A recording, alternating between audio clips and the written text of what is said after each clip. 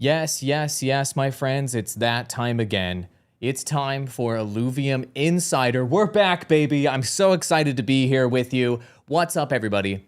My name's Andrew Wall. As you know, I'm host and executive producer here at Illuvium. In today's episode of Illuvium Insider, this is the big one. This is like our State of the Union address for Illuvium. There is going to be a ridiculous amount of alpha and insights happening on Illuvium in this episode. What am I talking about? We will briefly cover what we have already built up to this point. Our plans for 2024 will be laid before you. Our long-term vision for Illuvium, you may be shocked by how awesome it is. And of course, throughout the episode, we will be taking your questions live. And how will we be sharing so many juicy insights with you? How will we be leaking so many things the team may not want to leak? Because Kieran Warwick is here. Everybody give it up for this man who's ready to tell you all about Illuvium and what we have planned moving forward. What's up, buddy? Hey, Andrew. How are you, man? I'm fantastic. This is co-founder of Illuvium, if you didn't already know, Kieran Warwick. Kieran, we are on the clock here. We need to pack in all this information in about an hour for everyone. So let's just briefly cover what we've already built so we can get into the juicy bits everybody wants to know about what's happening in 2024 and what's going to happen moving forward. Sound good? Sounds awesome. Perfect. But before we do, here's the fun part. This is not financial advice. Nothing Kieran says or nothing I say has anything to do with any advice whatsoever. We're just really passionate about Illuvium and what we're building here, so be a smart person, and the fact that you've already tuned in means that you're a super genius. What have we built thus far?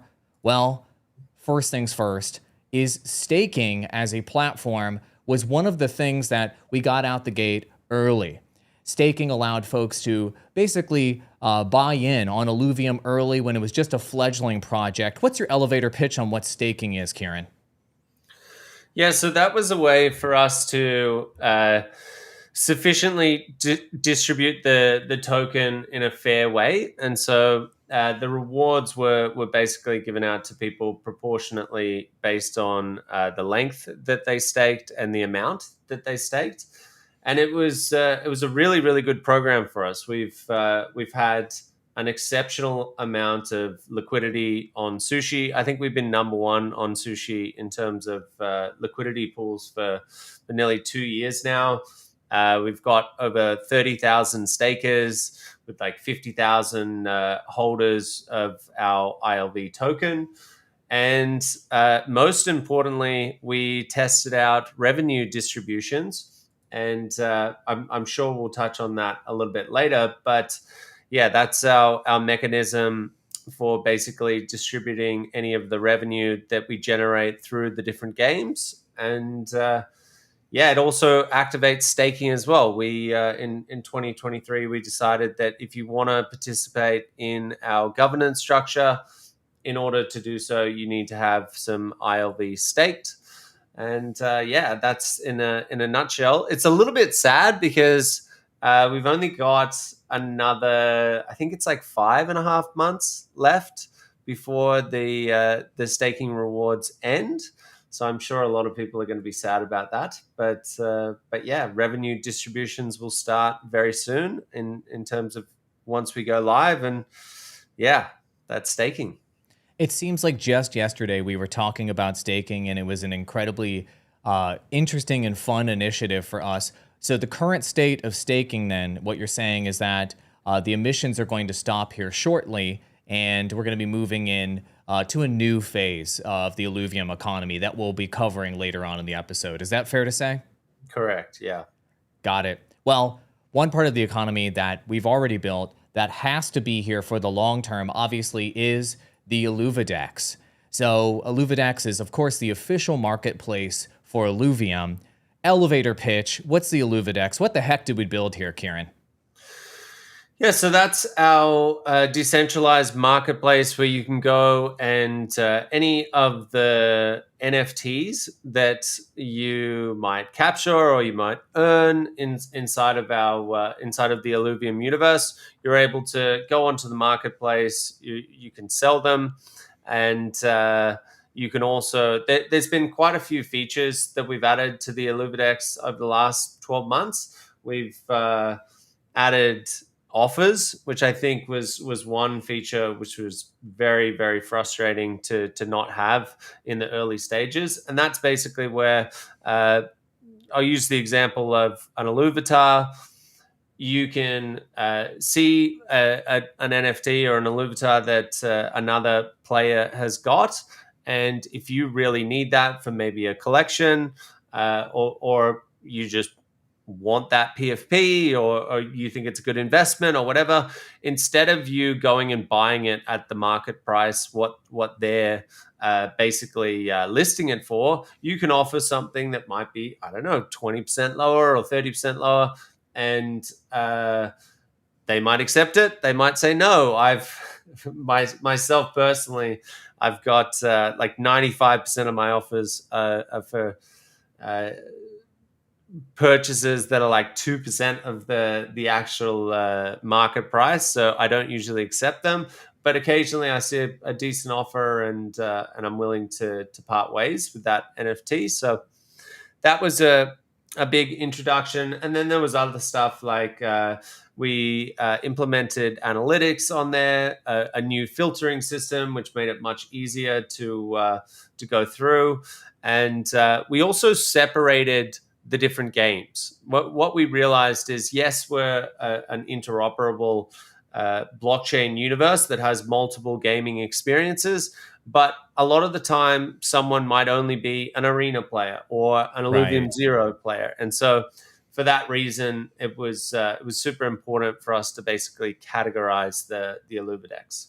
Makes sense. So the Illuvidex has to continue to be built out over time then to accommodate the expanding nature of all the Illuvium games and initiatives that are going to be here in the future. So as the Illuvium universe expands, this interface has to expand along with it, right? Yeah, and we're actually just going through all of the different NFT collections the other day. There's a ton, right? Like across all of the different games, there's a whole bunch of stuff. There's weapons, there's armor, there's gems, there's fuel. Like there's a lot that needs to go into it, and any additional games that we create after this, they might have additional NFTs with different collections. So yeah, it's going to be a gigantic marketplace over time. Makes sense. Okay, that marketplace is obviously essential for the Illuvium Beyond initiative to have happened. Illuvium Beyond, I mean, this one turned from a customized avatar at first that's, looks like an Illuvial, and you can customize it into a full-blown collection game. So for folks out there that have not already participated, or just what's the quick elevator pitch on what Illuvium Beyond actually is? Because it's a heck of a lot more than just your avatar now. Yeah, of course. So it's turned into a full-blown collection game. And so we basically took all of the characters that you'll find and you'll capture in the overworld, and we turn them into portraits. And those portraits have different expressions, they have different backgrounds, and they vary in rarity as well. And then we turned it into a collection game that has a series of different unlocks, and those unlocks are an array of new battle boards for Arena. They might be ranger skins, they might be emotes, and you can unlock them by essentially finishing these collections. And so there's that side of it. There's also a leaderboard as well, which a lot of players have rallied around, and it's actually getting quite competitive. And that's a way for you to basically earn some ILV and on top of your collections. Awesome. So the current state of this, we'll talk a little bit more about that later in terms of our 2024 plans. But basically, we have a lot of big plans coming up ahead. We'll talk about later in the episode in terms of Illuvium Beyond. So stay tuned for that. We'll talk a little bit more about what's in store for 2024.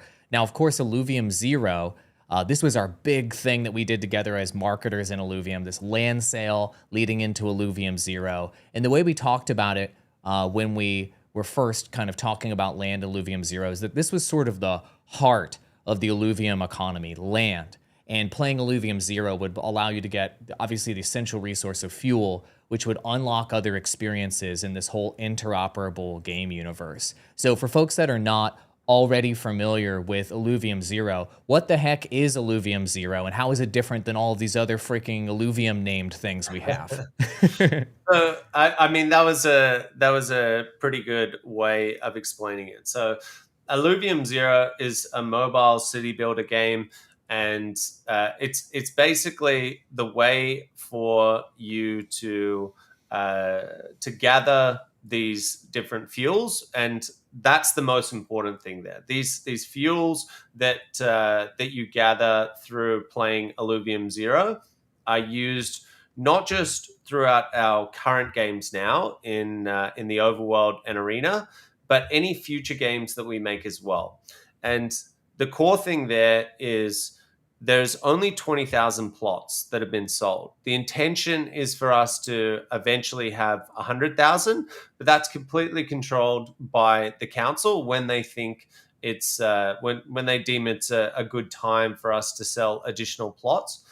So the point there is you want to optimize this piece of land that you have by continuous gameplay, and then you want to continue to sell those fuels to other people in the ecosystem that are looking to go and capture things and go and battle.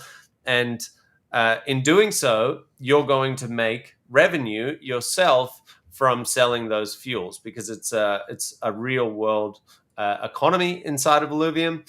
And yeah, so it's kind of crazy, right? Like, we don't know how this is going to play out. The fuel prices aren't set. It's basically supply and demand. You can sell your fuel at whatever you want to.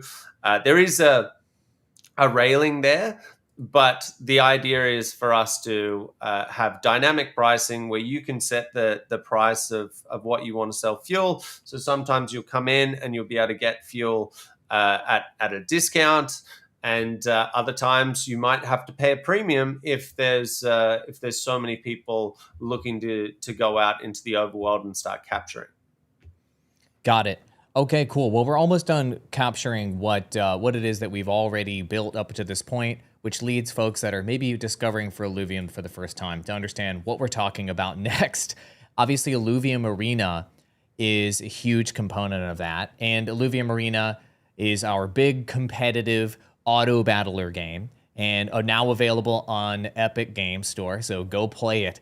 But what do folks need to know about Illuvium Arena and what we've already built for this up to this point? Yeah, so this is our competitive strategy game where we utilize auto battler mechanics. It's a way for us to tap into esports, where it's very similar to a TFT, except instead of it being like an 8-round battle, it's head-to-head 1v1s. It's we launched it on the Epic Store. It was actually our first game that we went public with, so anyone's able to go and download it. It's free to play, and it's in its early stages, and I think it's a really, really good base for what's to come. We've got a bunch of plans for Illuvium Arena, but I love playing it. I play all the time. We just released a new patch last night, and I've seen quite a massive uptick of players jump into that. And so, yeah, it's a bunch of fun. Also, just released leaderboard rewards for the arena as well, so you can actually earn some ILV by playing if you rank in the top 1,000. And yeah, we've also got multiple tournaments running for that as well, which is awesome to see. We've got the Team Liquid tournament, which will be happening later this year, where I think the prize pool there is about 140,000. So Fantastic. Really exciting stuff happening with Arena. Yeah, that's great. Last thing we're going to cover here in terms of the things that we've already built, just giving you guys context on those things so we can talk about all the new things coming up. Illuvium Overworld. You know, when we did our marketing research, Kieran, I was shocked to see that people were most interested in Illuvium Overworld, especially new players, folks that were discovering Illuvium for the very first time.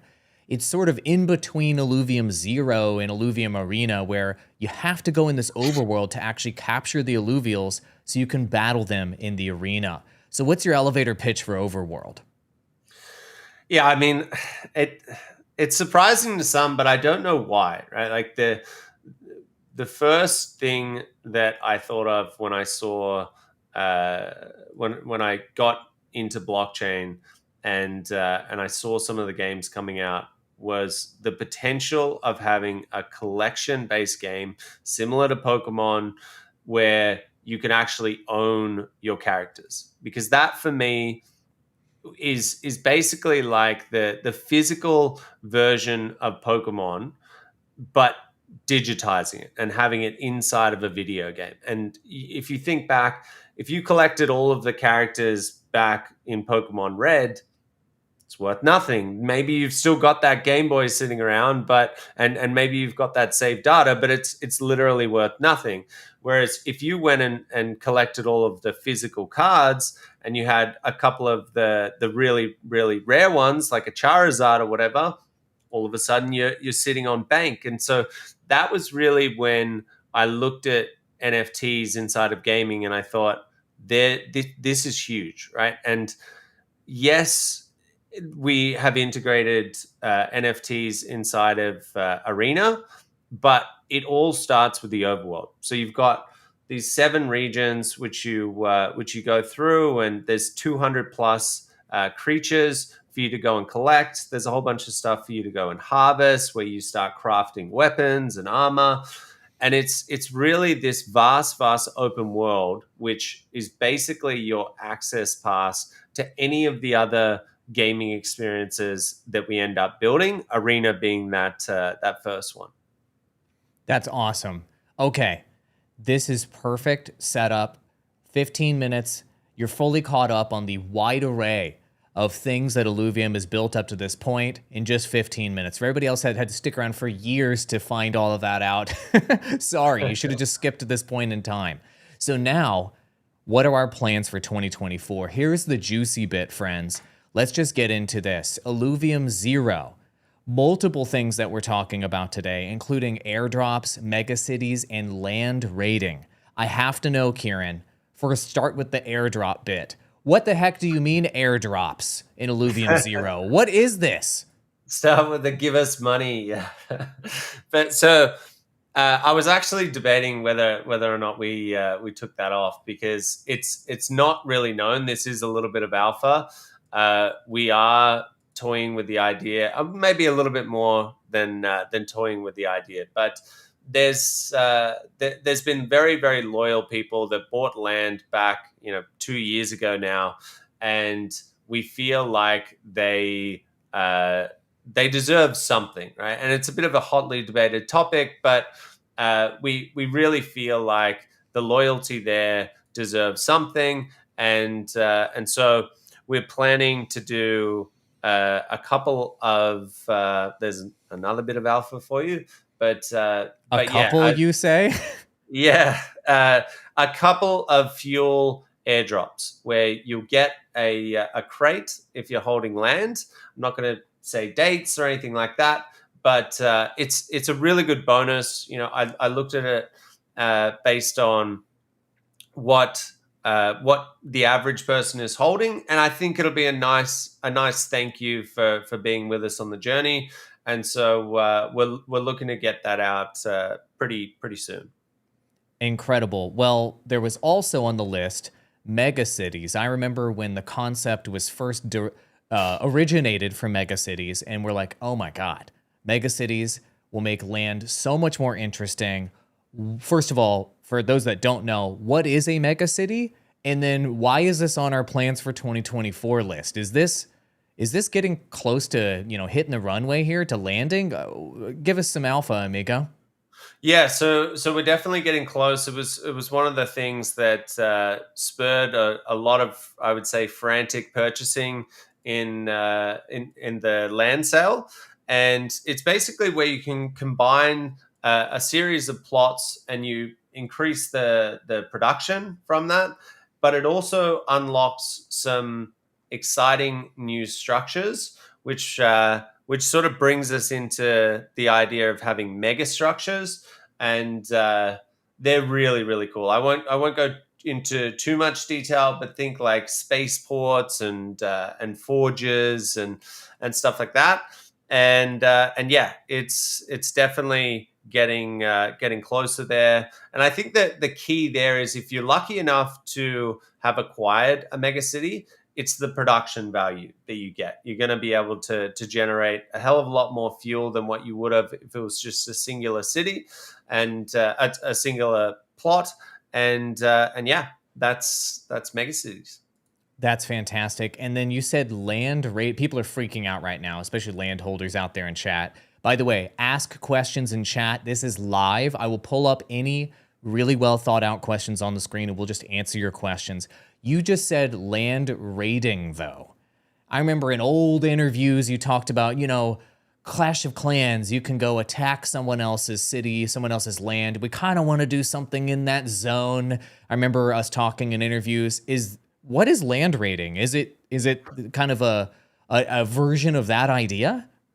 So it's an early concept, and I just want to say that a lot of this stuff has not been it's not approved, if you will, right? And a lot of this stuff will need to go through council. These are internal discussions that we're having. They're features that we would like to have moving forward, and a lot of the time those features end up becoming a reality. That's why I'm happy to talk about them.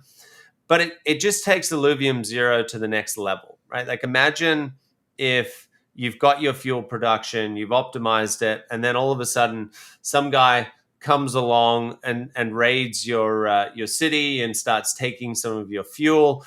The idea that there's obviously many games that have this type of mechanic. Clash of Clans, one of them. I think even Heroes of Mavia, the game that just released with that's in crypto, does this as well. And when that's real fuel, which is real currency, then it gets pretty crazy, right? Like imagine if you wake up and all of a sudden someone has stolen a bunch of your fuel and you're like, wow, that was worth like $200. You're not going to have a very good day. And but on the flip side, if you go and raid someone else's and you get that $200, you're going to have a great day. And so I think it just introduces a whole bunch of new mechanics and excitement. It's something that I've been pushing for like 2 years now, and I think it takes Illuvium Zero to the next level. So I'd love to see that, but it isn't confirmed. Got it. It's not, well, obviously, we don't get to make all the decisions. You don't get to make all the decisions. This is a decentralized studio, so we have to have that process play out to get approval on things. I wanted to bring up this comment on X from Bionic Man saying they often feel lost when building and looking for info because there's no info within the game. This whole idea of we need better in-game tool tips and tutorials and things like that within Illuvium games to help users through that experience. So what are your thoughts on that and our plans to kind of double down on playing somewhat complicated games, right? Like these deep strategy games like Zero, easier to learn. Absolutely. Yeah, that's one thing that I would say it's a bit of an oversight on all of the games that we've got in either alpha or beta. Being able to learn the game really quickly through an in-game tutorial is something that we're looking to implement and we're building at the moment. So absolutely, it will become much easier for those that are being onboarded. Here's a random idea you floated in the past that might be haunting you now, Kieran.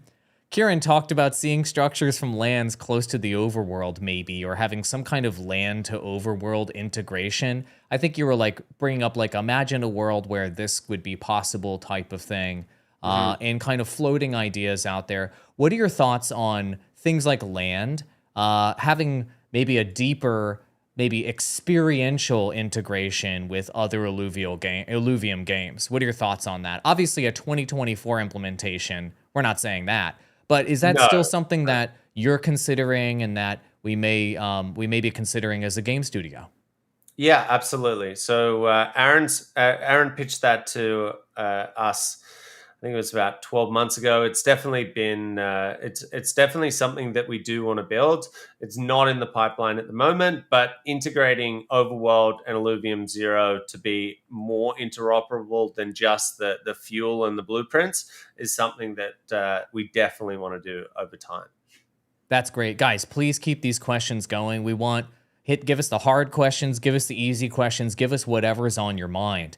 That's Illuvium Zero for 2024. We're running out of time, Kieran. We got to talk about this monster-sized list for 2024 that we have here for Illuvium Overworld. Obviously, people have been talking about the overworld feels empty. How do we solve that? Things like alluvial hunting, tutorial experience, multiplayer plant combat, more materials everywhere, enhanced combat. Good God. What is all of this for Illuvium Overworld? Holy crap. So let's just start with just the high-level concept of solving the quote-unquote emptiness. Can you address that? And like, it looks like multiple of these items on here kind of address this quote-unquote emptiness in the overworld kind of feedback we've received. Yeah, so it's absolutely no secret that we've had a lot of feedback saying that the overworld is empty. It's beautiful and you can walk around and it looks AAA and there's awesome movement mechanics and all sorts of stuff like that. But it's just not the same when you're not seeing the alluvials, right? That's the first thing. And Andre did a little test. I don't know. It was like maybe 3 or 4 months ago now. And it was a few different alluvials roaming around the overworld. And when I saw that, it just obviously I wasn't playing it myself, but it completely changed my entire perception of the overworld. It went from being empty to being super immersive, super interactive. It gave me a different feeling. Like it just hit differently, right? Like you don't get the same connection with the characters. And for those who have been following the project and seeing, what I've been saying for years now, in a creature capture game, you have to have that connection with the character. And it starts with being inside of their world. And the combat system that we've chosen, the auto battler, is good. But the problem with it is if you're not seeing that alluvial in the world that you live in, you just don't get that same connection. You don't even see the character in the same light as what you do in the auto battler, right? Like the auto battler has amazing graphics, but it's like top down. It's much further zoomed out. Like you're not feeling like this is an alluvial in its own habitat. That makes sense. And you can't just walk up to it, which is like the natural experience you would expect to get a connection with a character in a video game. Whereas if these alluvials are in the open world, the overworld, just walking up to them, just looking at them, interacting with them, it feels more natural. It feels like you're actually meeting that character versus it just being on a chessboard and you use it to kill the other guy. It's more human in that way. Yes. It's definitely it's more human. You get that touch which has been missing, and so just seeing them did that for me. And I was like, oh my God, what do we do? Like get these in immediately. Yeah. And then we started thinking about it. And I believe myself that alluvial hunting combined with the auto battler will be an awesome combination, right? Like being able to see the alluvial, then track the alluvial, then you've got to shoot it to hunt it down. And then finally going into the auto battler, I think that's going to be a really, really good sequence, which is new to people. It's definitely never been done in any creature capture game out there. And I think that's going to be super exciting. But we are also playing with the idea of actually being able to capture them without the auto battler at all. Right? Like that may be the final state that we go to, but I don't know. I just have this sneaking suspicion that you'll find that it's a lot of fun to go into the auto battler, play that strategic game where you've got to battle them, you've got to beat them, then you try and capture them. I think that combined with actually seeing them and hunting them down in the overworld will be pretty cool. I got to bring this question up because you brought this as a potential topic for us to talk about here. Here's a question from DJ Slappin. How does the success of Pal World, obviously having their creatures in their overworld, right? So relevant here, excite you for Illuvium's future? So their world is full of their creatures, their Pokemon-like characters, but they give them guns and let you like punch them off a cliff and stuff. So what are your thoughts on that? Does this kind of reaffirm your belief that there's a desire for Pokemon-like experiences, new ones, or does this make you feel awful that they just soaked up all the market and now it's all gone? What are your thoughts on Pal World? No, absolutely not. I've played the game. I think it's a lot of fun, and it's just validated the thought that I had back 3 years ago. If you create a Pokemon-like game and you combine it with NFTs, that people will actually want to play it. Now, Power World doesn't have NFTs. Weirdly enough, it's developed by a guy who's into crypto, but it says to me that people want to play creature capture games. And the one thing that was kind of like freaking me out a little bit, if I'm being honest, is I didn't know if that was just the nostalgia that people were getting from Pokemon. And I thought, like, what if there just isn't a way to create your own IP that people like going out and collecting in an overworld? Got it. And the verification, like that validation that I'm talking about, came in the sense that Power World is that, but it has nowhere near the same psychological connection to the characters as what you do in our game. Now, without them actually being in the overworld, as I was saying previously, our game doesn't have that connection either. But the thing that's missing from Power World is the lore elements, the story elements, the bios of these creatures. You don't feel like you go and collect them because it's cool. You can beat them up and stuff, and that's a lot of fun. But you don't get that, like, I need that character, which you do in our game. But I think we're just missing that hunting element and actually seeing it in that natural habitat. And I think once people go around the overworld and they see that, it's all going to make sense. Yeah, that makes sense to me. I'm really happy for Pal World's success. I had the same reaction as you, where it was a validation of the market. But Pal World, to me, reminds me of a lot of the flash in the pan style hit games like this from indie studios. One of these happens every year, and I'm so happy for them. But they get a moment for 3 months where everybody's talking about their game and playing it. And then there's a massive 80 to 90% drop off in their player base afterwards, because they don't have the lore, they don't have the IP to hook players to get them to fall in love with the game universe. They just had some unique combination of gameplay mechanics and experiences that excited people, sort of like a mini game for a while. And then they move on to the next best thing. Usually the next best thing is a major IP, a major franchise that then takes their attention. And so that's one thing Illuvium's been investing massively in, is the art, the characters, the lore, the IP. That's what lasts in the medium to long term. Look, I'm rooting for Pal World team, but my money is on that's a 3-month flash in the pan game that has a minor player base from there on out. If the trend is the same as every other game like that. Could be wrong, but in any case, congratulations to Pal World. But we have a lot more to talk about when it comes to Overworld. Kieran, we have too much on here. So we talked earlier about tutorial experience. You mentioned that you want a full-blown, like we're building like a full-blown tutorial experience in the game so people don't have to watch video tutorials and what have you for Overworld. Is that the idea? It's like an hour long, right? Like, oh, okay. So it's like a full onboarding experience kind of thing for Overworld. Yeah. So we took the feedback on board.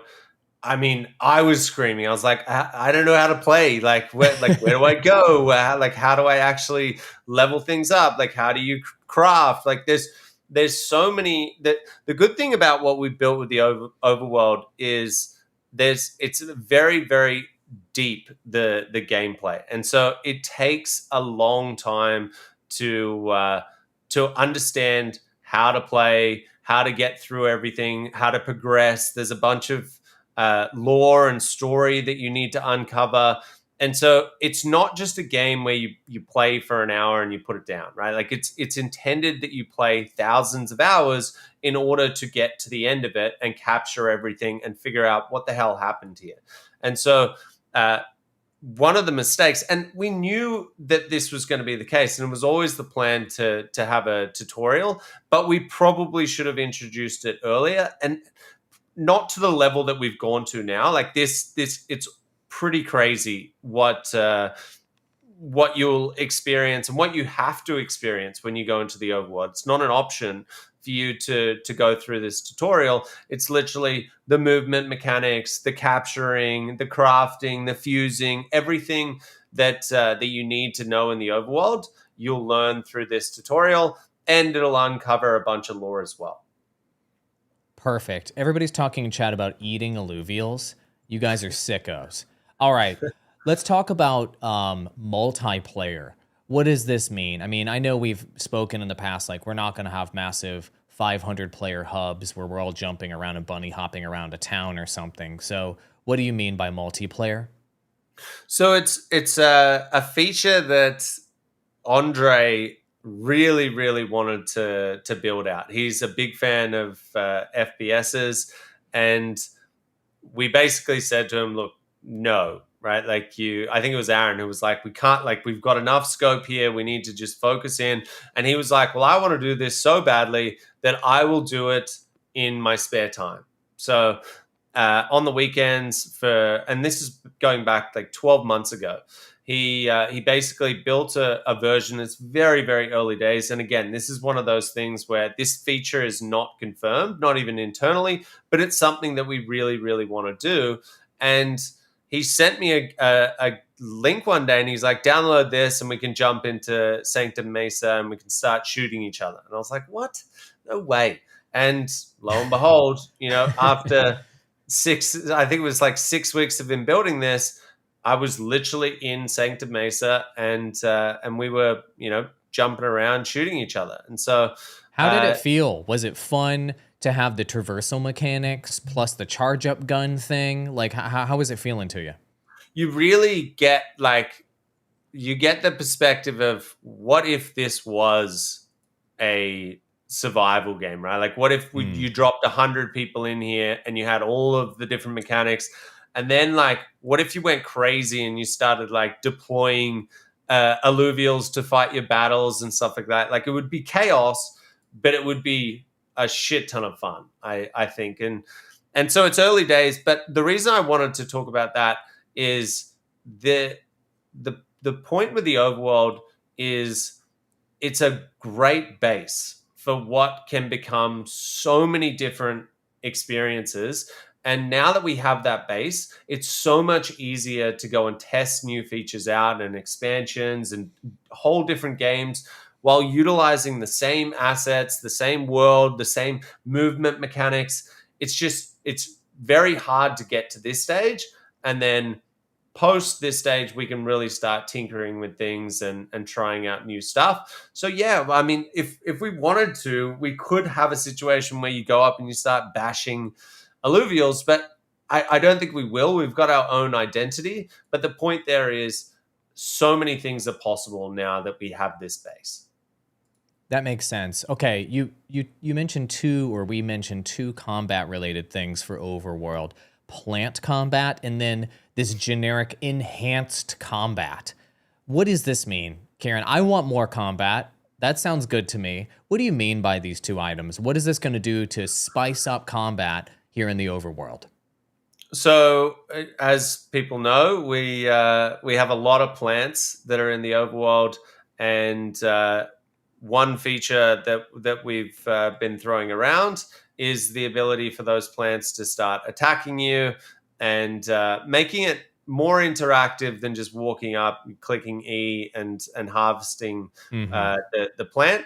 It makes it a lot more dangerous, and you need to be careful as you're traversing through and you're collecting things. And so that's one thing that we can implement pretty easily, and I think it will take the overworld to another level.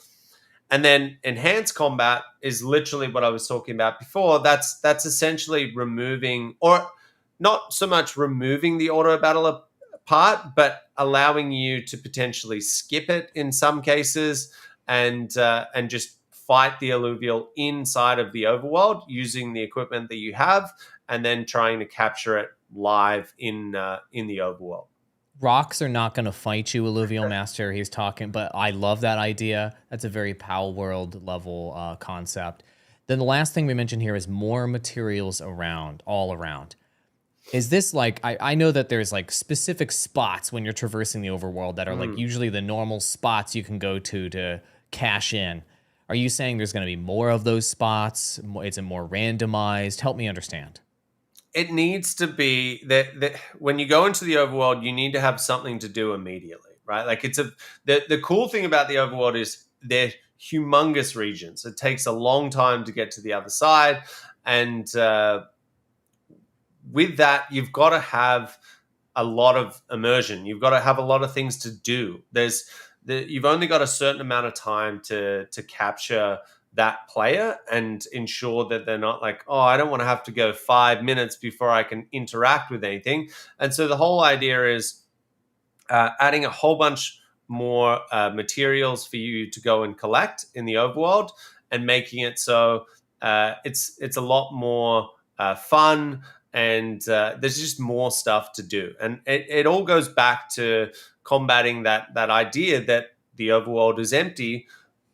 The point that I'm making here is that there are a ton of things that we're looking at and are currently being built to ensure that when you go in at that open beta stage, it's not going to feel empty.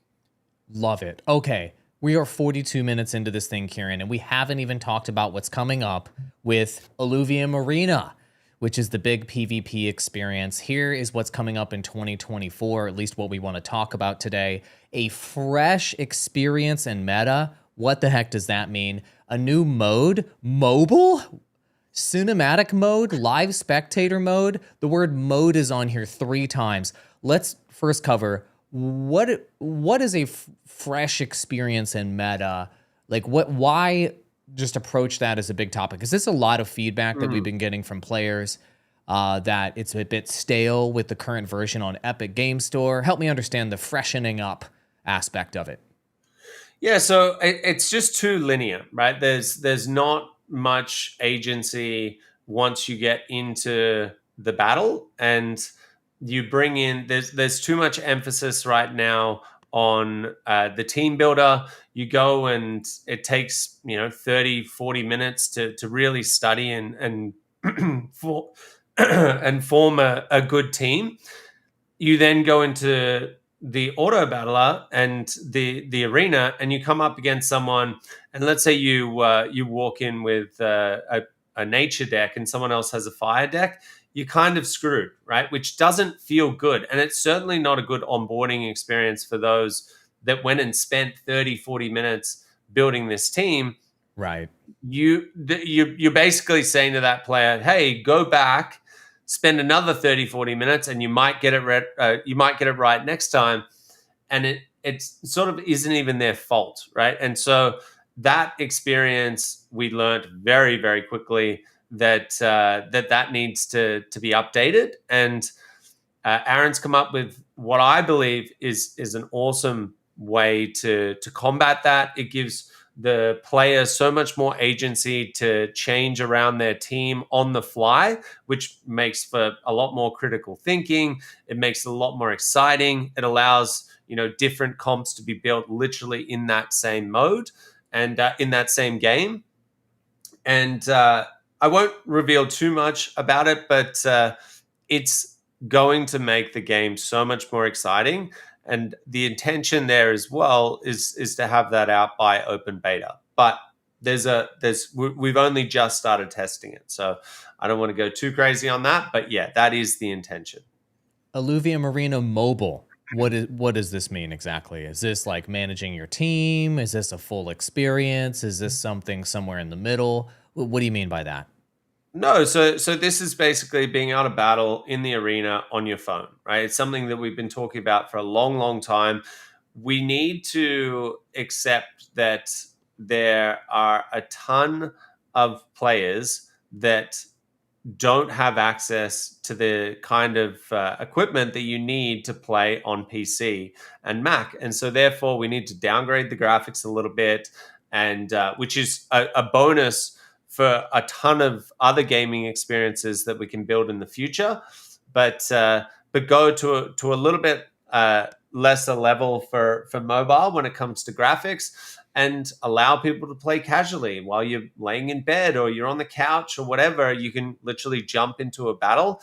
And I mean, I do the majority of my gaming on mobile now. I'll be honest with you. Like, if I do PC gaming, it's few and far between in comparison to lunch breaks, breaks during the day, bedtime, all that stuff. That's why mobile gaming is now the majority of revenue in the gaming industry. It's just available for you to play games all the time. So wherever I you love want. that we're making these moves. Are we talking about Android and iOS? We're looking to go on everything? Yeah, so we're actually in the process of talking to the different app stores for Zero anyway. So this would just be a continuation of that at some stage. We don't have a date for this, but just making it very, very clear to people that this is the intention, and some resources will go into this after open beta. What that looks like, I don't know yet, but we're definitely it's definitely on the roadmap to be built.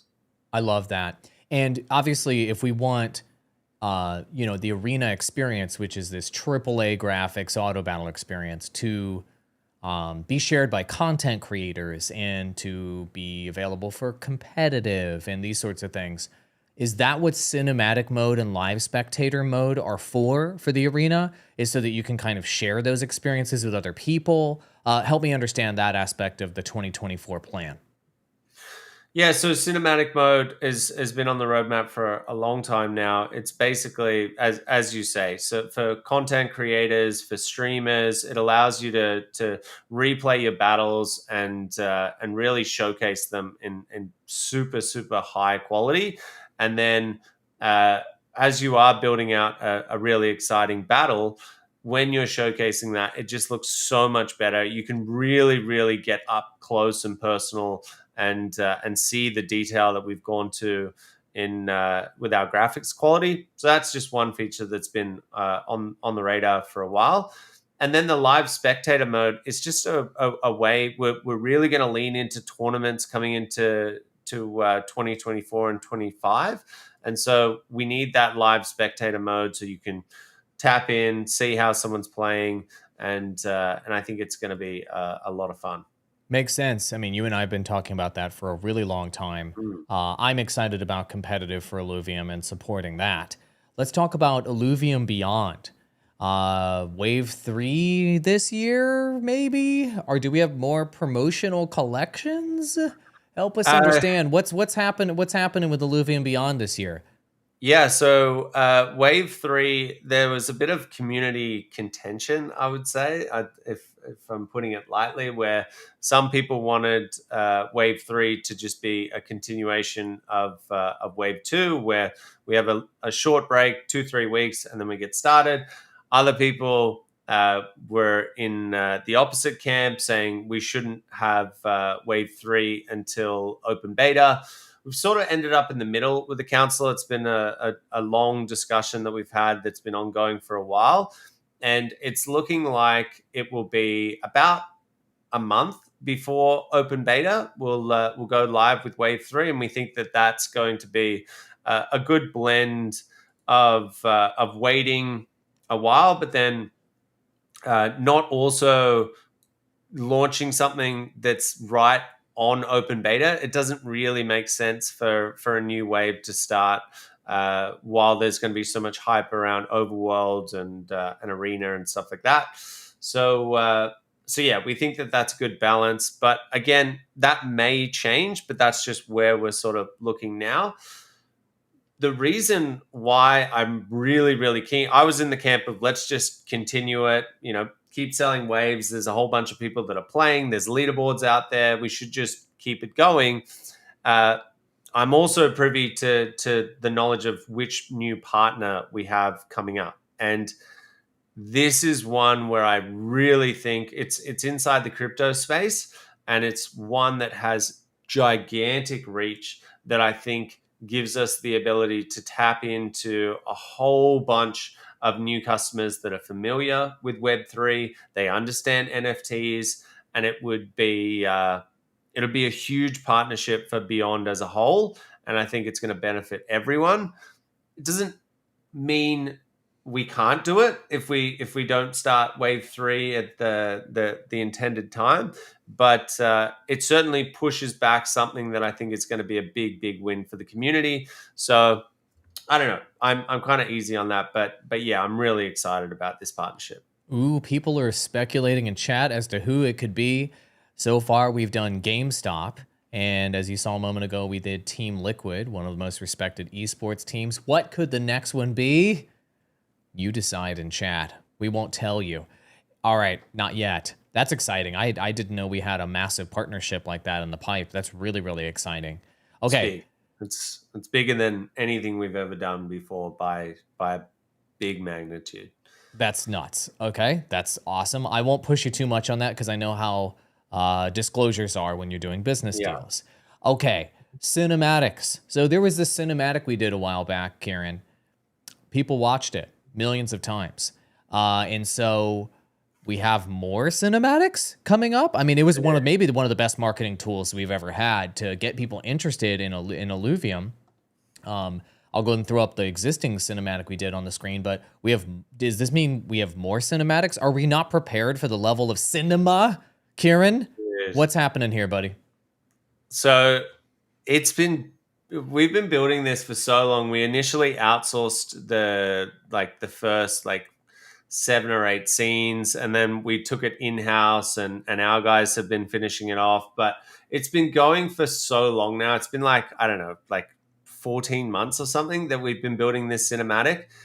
It's 3.5 minutes long, and I hadn't seen the updated version for 3 months or something. And Dimitri sent it over to me 2 days ago, and the sound team has gone over it. There's only 2, I think maybe 1.5 missing scenes. Holy God. It is so good. It's not even funny. It makes the first trailer, which I love, I thought was awesome. This is a little bit different. So whereas the first trailer gets you super, super hyped up, this is legitimately like watching a movie for the first time, and it ends and you're like, give me more. Can this not play for another 45 minutes? I showed my wife and she was like, what the hell? Why did it stop? And I'm like, you now go into the game, right? You now see a ton of the lore, the storyline opens up, and your job now is to go and play the game, start in the overworld, you've crash landed, away you go. And she's like, well, give me the game. I'm like, I can't, it's not out yet. You gotta wait. And so it blends really nicely into the tutorial that you've got to play in overworld. But man, it's so good, it's not even funny. Dude, the look on your face, I haven't seen that look in a long time when you're talking about Illuvium stuff. It's that good. Okay. Jesus, man. I think our other cinematics, over 1 million views now. This, it's kind of crazy. It's really, really, really good. Really, really good. Okay, we are sufficiently hyped. There is so basically, we've got all sorts of stuff coming up this year. It's like what you've seen before in Illuvium, but on a whole nother level. We are further developing Illuvium Arena, freshening up the gameplay, adding new modes, adding new ways to spectate. Overworld, it's going to be addressing the emptiness factor, adding more resources to harvest. Obviously, having things like alluvials there, more combat options. Illuvium Beyond has the biggest partnership we've ever heard of, evidently, in the pipeline. And then, as far as cinematics are concerned, we thought we had the best cinematic possible. It sounds like there's an even better one on the way. That was just what we were talking about for 2024. Let's talk about long-term vision, though. Even bigger ideas and even longer term. You ready, Kieran? I'm ready. Perfect. All right, we're almost at an hour, so I'm trying to respect all of your time, guys. Long-term vision, Illuvium economics. So obviously, the tokenomics of Illuvium are one of the reasons why it's renowned in the industry, some of the most interesting and best well-thought-out model. Illuvium economics, like winding down staking, we talked about earlier. But this term revenue distributions is something that gets discussed a lot within the DAO. You've put together token simulations about how numbers go crazy in this economy. Let's talk about that in a moment. And then obviously things like a capital raise are very important for the studio. So first things first, what do we mean winding down staking and revenue distributions as far as Illuvium economics long term? How are those two related, and what does that mean for folks out there that are interested in the ILV token? Yeah, so it's a little bit weird. This was never intended. There'll be people who sit there speculating, saying they knew all along that revenue distributions wouldn't start, and they've timed it perfectly with when staking emissions ended. But it's going to be pretty close, right? Like the revenue distributions start once we get to open beta. We're very, very close to open beta. We're also really close to staking emissions being complete. So they sort of tie into each other really, really nicely. And I'm super glad that you put up the disclaimer that this episode is not financial advice. I'll just double down on that and say, like, I certainly am not giving out financial advice myself. I literally wanted to, for my own personal knowledge, I wanted to see what the simulation of revenue distributions actually does based on a few different parameters that I put in. And so, and the reason is I've been holding out for 3 years to see this in practice. And yes, we had a little bit of revenue. I think it was like 7 million in ETH, where we bought back ILV and we distributed that. But it wasn't regularly occurring, which is the way that we designed the tokenomics and the system to work. And so I was like, for my own personal knowledge, I would like to see what this what the simulation does.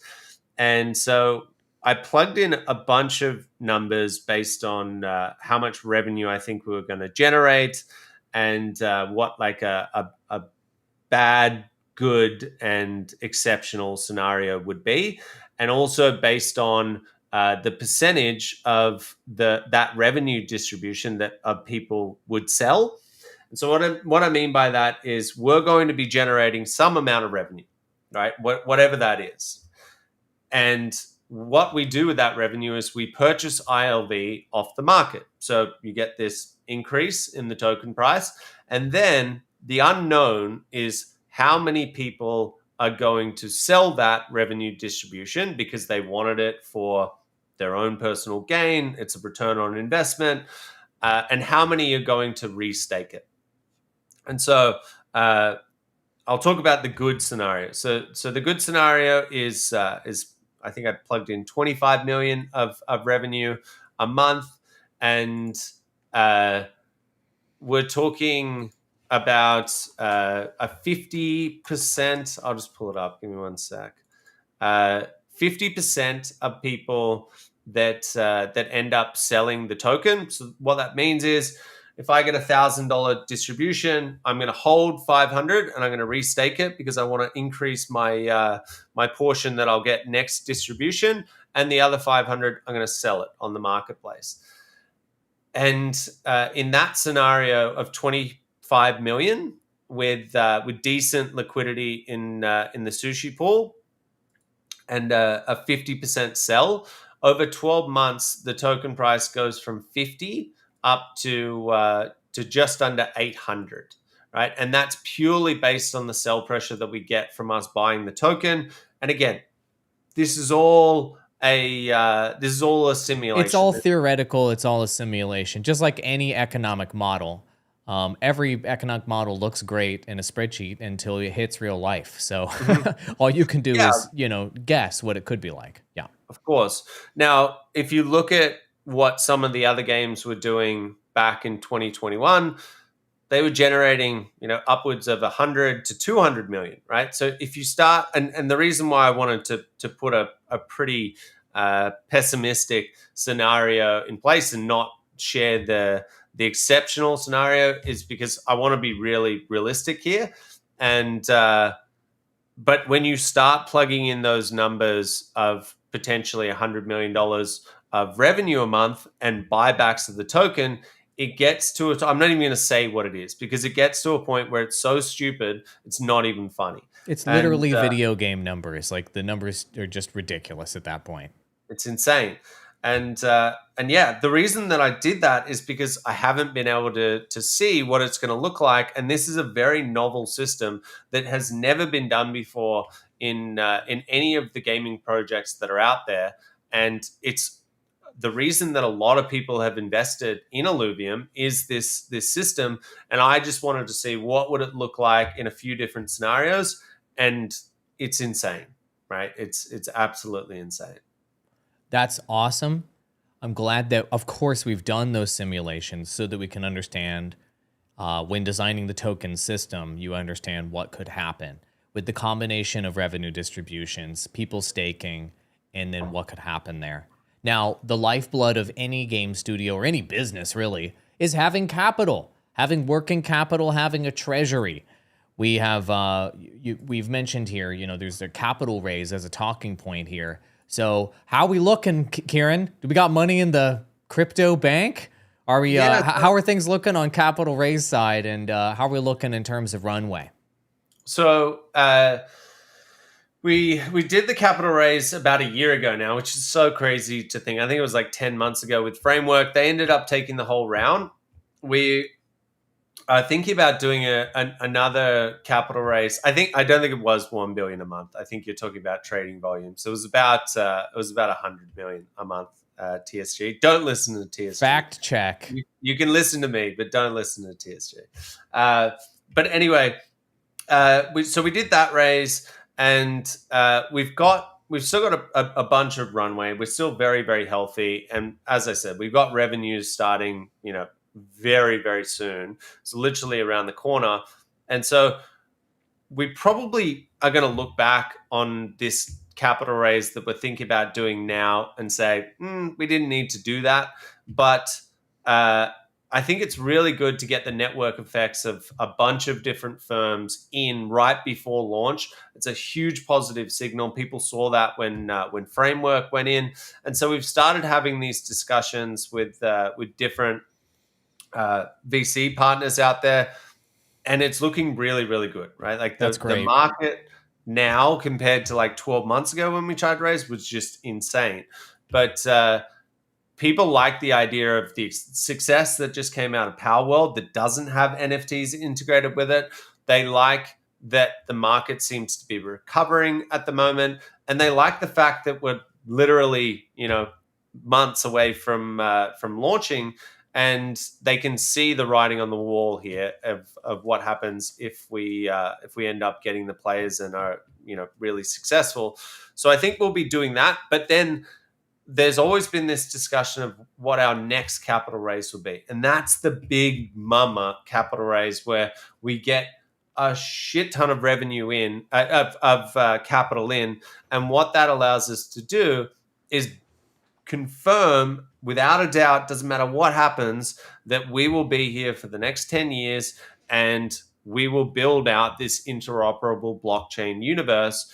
And yeah, so those two capital raises are on the radar and the roadmap. And yeah, I'm super excited. It's getting okay. You can see things are sort of changing in the market, which is really, really good. Got it. So obviously these things fluctuate.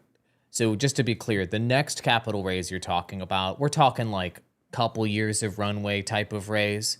And then the one after that, you're talking about Big. lots of years of runway after that. And I guess the justification for you to be able to get the larger raise down the road is you can show the player base, you can show the revenue, you can show that the economy is working. And so investors at that point will be, it's much easier for them to make a larger allocation with that data in mind. That's sort of market proof. Is that the idea? Correct. Yeah. Got it. Well, market conditions, in my experience, are better as well. I've worked with other Web3 gaming folks out there that have been trying to raise money in this market right now, over allocated. So the interest in Web3 gaming in general, so much better right now than it was like a year ago, bro. A year ago was freaking terrible. But right now, people are very interested and they see the potential again. And also, I think an NFT winner, Kieran, people saw that most use cases for NFTs were total nonsense. But the one that stood up that no one could deny is video games. Yeah. And I think it's become really apparent. That's what happens in market down cycles. The wildfire burns all the bad ideas and the good ones sift up to the top. Clearly gaming as a use case for NFTs is clearly the number one use case. The market is telling us that. And I guess the investors are realizing that as well.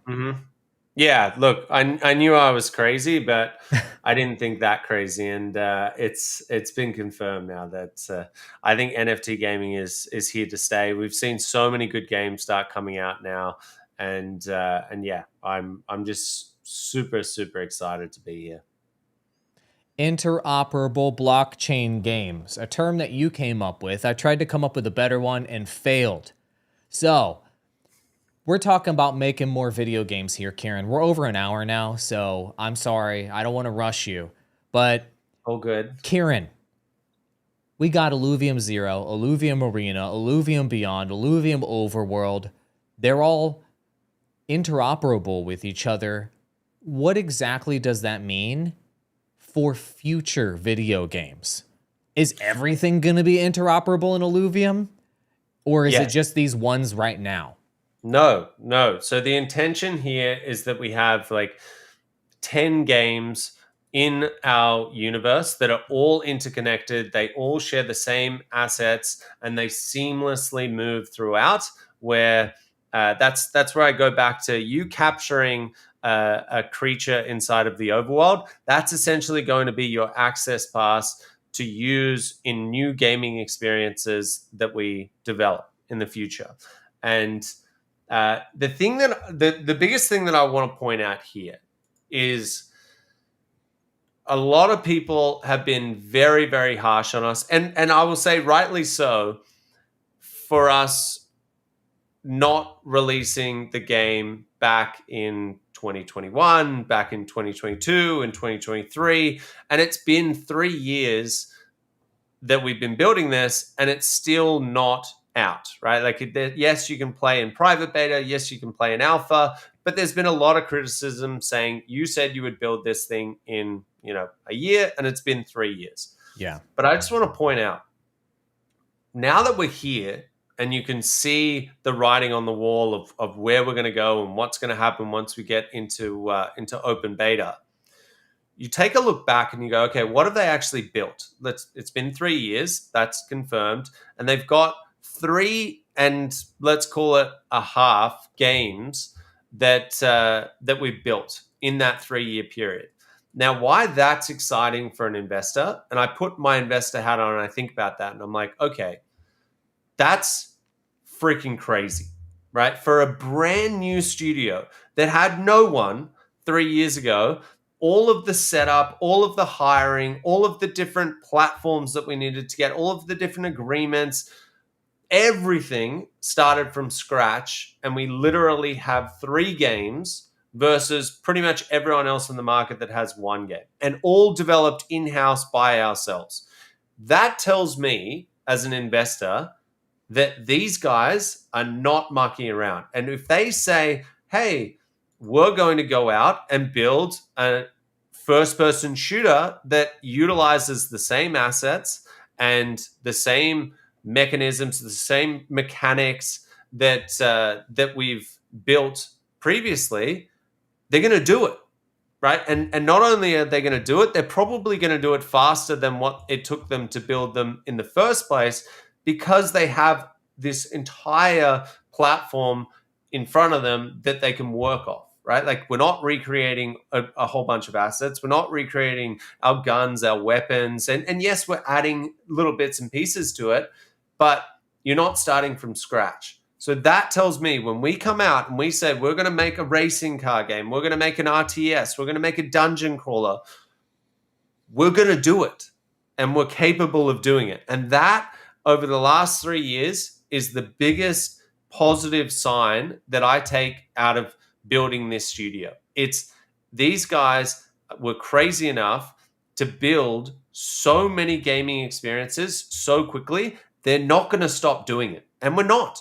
And one game might be a bigger hit than another game, but we are not going to stop building out these experiences. And the thing that is underlying in all of it is the IP. The fact that people fucking love these characters. Yeah, they I do. love them. You know, and you get to a stage where you're sitting there and you're like, this is something, right? Like a space exploration game that has these characters, that has the rangers, that has the drones that we have. Like, there's so much story there. There's so much to be uncovered. This IP is literally about to blossom, and it's going to be the first time ever in the world where we've created this interoperable experience where everything is interconnected. There is no one who will be able to touch us when it comes to building this type of experience. And I mean literally no one. And the fact is that we've proven that we can build it now, and we are not going to stop. So that, for me, is like the checkmate move, right? And so I'm so excited. Obviously, I get super hyped up when I look back, and yes, we've made a whole bunch of mistakes throughout the way, but you look back at the facts that people are playing, thousands and thousands of people are playing these gaming experiences that we built from scratch 3 years ago, you start to see a very, very bright future. I love it. That was fantastic. I now understand where an investor might be coming from here too as well. That makes sense. And considering you're moving into open beta this year, it just proves that all of this can come together, and this isn't just some metaverse pipe dream like you see out there being marketed constantly. So you mentioned a moment ago a cart game. Cart game has been mentioned as like the example by you and by Aaron and by everybody so many times. Are we really doing a cart game here, man? I gotta put your feet to the fire. Are we really doing that? So the thing here is, and this sort of goes into like us downgrading our graphics to be applicable for mobile. Mm-hmm. That allows us to start looking at not the crazy realism that you see with our characters now, but more of an arcade style type game. Now, when we were growing up, we loved Mario Kart, right? Like we absolutely, we loved it. It got to the point where there was like, ongoing fights because of it. Someone would get better. You'd stay up at night, not tell anyone, get really, really good. Like, it was kind of crazy. And so that one is very close to our heart in terms of games that we want to build. And it just makes sense, right? Like, I can't stop thinking about, imagine having, I don't want to go crazy here and say this, but I will, having like, you've got 200 unique characters. Imagine if those 200 characters ported into this racing game that was arcade style, where your cart matched the Illuvial, and it also had abilities that match what the actual creature is. Like, if you're going around and you've got your squiz and you can shock people as you're going around the racetrack, there's so many possibilities here to go into. But again, that's just one, right? Like, that's one gaming experience. There's the dungeon crawler. We loved playing Diablo growing up. Like, that was a huge one. Like a StarCraft style of RTS. we played Total Annihilation, we played Age of Empires, we played Command and Conquer, we played like so many of these RTSs growing up that we would love to create something like that. Like Aaron's pitched me on some crazy ideas that when you start thinking about how it would be interoperable and you would use the assets that you capture in the overworld, it's so like I get so hyped up. I'm like, dude, like, yes, like let's do it. Like, let's get some more money in, let's generate some revenue, and let's just keep on building out game after game after game. And the last thing that I'll say there about, looking into the future, building new experiences and new games, we will have the ability to also tap into other studios, right? Where we can go to another studio and either acquire something that they built and then integrate our assets so it's much, much faster for us to build. And we'll also be able to say to them, hey, you guys go and build this out. Here's our IP. Here's the assets. This is the law. Stay within these bounds. And we can create a partnership with you guys. You can get some of the revenue from that. And all of a sudden, we've got this platform, and it's due to, like you mentioned earlier, that we've spent so much time on the IP. That's the key here to it all. Exhaustively. I mean, I did so many episodes of Showcase, just looking at the zoo, it's called, of all of the assets that have been handcrafted for this IP at ridiculously high resolutions, so that they can be scaled up or down as needed for future games. This isn't stuff that's just bought off of the Unreal marketplace and shoved into a game. So many of the games out there are doing that to go to market quick. Totally fine if you do that. But with all of those assets created, being able to piece those together for new experiences, I assume that's going to speed up the development process to do a lot of what you're talking about. Not to mention with how optimized Unreal is as a development platform for you to build on top of, that should also speed up the ability to create additional Illuvium experiences. So open beta, we're looking at 2024 for that. I mean, how often really are we looking to maybe roll out additional games? Because I know some people out there watching right now might be scared that you're saying more games. What about the 4 freaking games on the plate right now? So can you address that question in terms of frequency and ambition to expand the slate of games? And kind of what sort of frequency do you think is realistic and responsible for Illuvium as a game studio? Yeah, and what you just touched on, this is why you haven't seen me go on a massive AMA run and say like, hey, so many people have said like, where's Kieran at? Like, why aren't you going and hyping things up and you're not talking about anything new? And the reason is we need to deliver what we said we would deliver. And now we're so close to doing that. And I'm literally, people are literally playing Arena. They're playing Overworld. They're playing Illuvium Zero. It's time now for us to start saying like, this is the start, just the beginning of what is going to be a mega IP. And it's now time for us to start showing people like, this is our long-term vision, what we're thinking for the future. And I'm not talking like 3 years ahead. I'm talking like 10 years ahead. It's always been there, but it's just been something that we've wanted to really show people that we're not some flash in the pan idea. This is here to stay. And now that we've achieved, we've gotten to this point where we've got these games that are all playable, we can start talking about other stuff. Now, in terms of like how quickly we should be building things, I don't know. I mean, I don't even know how to think about things without dividing my attention into 3, maybe 4 different games at a time, right? Like it's so crazy building 3 games at the same time. Plus you have all of those platforms that we talked about, plus all of the contracts that we've built with staking and the Illuvidex and all of that kind of stuff. Like if someone said to me, hey, you just now need to go and build a Mario Kart style game with your Illuvials, you've already got the assets, you've already got the different mechanics, you've got the lore behind the characters of what attacks they're going to do, I would be like, I don't know. Like, I don't even, I don't even want to say it, right? Because I don't want to seem, too zealous. But we should be able to build new games quickly. Is what I'm thinking, and especially if that's all we're focused on is the next game, the next game, the next game. I love it. Expansion. I mean, you're a true entrepreneur. Entrepreneurs are always thinking about the next step, the next capital raise, the next way to expand.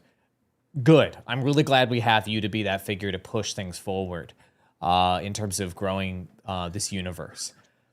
Q&A, I know we're already over by quite a bit here. I'm going to pull one question here that I've received 3 or 4 different times.